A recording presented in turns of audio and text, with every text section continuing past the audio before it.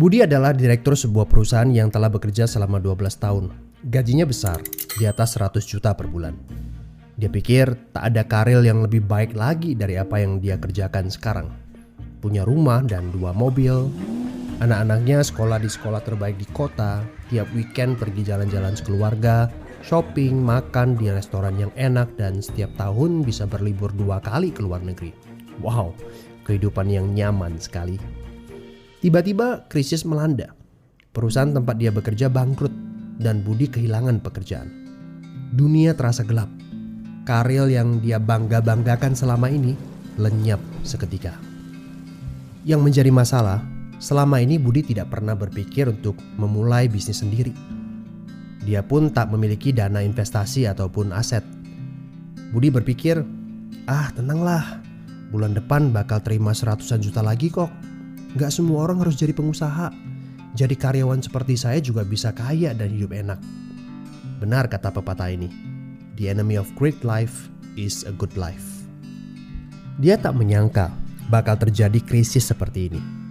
Padahal tabungan yang dia miliki hanya bisa bertahan 3 bulan saja dan dia tidak punya penghasilan lain sama sekali. Apakah kamu punya teman yang mengalami hal yang sama seperti Budi? Kita harus sadari satu hal.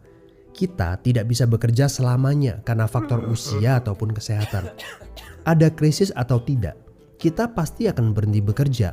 Entah karena sudah tua dan dipensiunkan atau karena sakit dan tak sanggup bekerja lagi. Jika tidak mempersiapkan backup income sejak dini, tamatlah riwayat kita. Budi bertemu dengan teman lamanya bernama Jason, pengusaha sukses yang saat krisis malah bisnisnya berkembang pesat. Jason memberi nasihat, bangunlah bisnis di saat kamu lagi gak butuh. Karena saat butuh seperti ini, kamu sudah punya backup income. Sebenarnya ya Bud, waktu terbaik untuk memulai bisnis adalah beberapa tahun yang lalu. Tapi jangan khawatir, waktu terbaik kedua adalah saat ini. Gak ada kata terlambat. Dari pengalaman Budi, kita belajar bahwa penghasilan yang besar saja tidak cukup jika itu sangat bergantung kepada pekerjaan kita. Sekali kita berhenti bekerja, penghasilan pun ikut berhenti. Pernahkah Anda berpikir bahwa ada konsep yang lebih baik? Perhatikan ini. Kerja untuk membangun aset produktif untuk mendapatkan income. Saat kita nggak bisa bekerja lagi, aset produktif ini akan memberikan passive income. Jadi, jika kamu punya kesempatan untuk memulai bisnis saat ini, pastikan bisnis yang kamu bangun bisa menjadi aset produktif yang memberikan passive income. Kamu harus punya goal beberapa tahun ke depan bisnis kamu sudah bisa jalan sendiri tanpa kamu. Ini namanya autopilot. Apa boleh buat? Krisis memaksa kita untuk berpikir panjang. Tidak cukup hanya sekedar penghasilan besar saja. Setuju? Tapi bagaimana caranya? Apakah ada bisnis yang autopilot?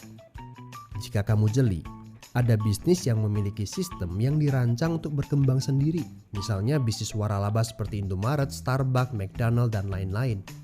Tapi tenang, yang saya maksudkan bukan bisnis yang membutuhkan modal sebesar membuka kedai kopi Starbucks atau Indomaret. Ini berita gembiranya. Ada bisnis bersistem dengan modal terjangkau.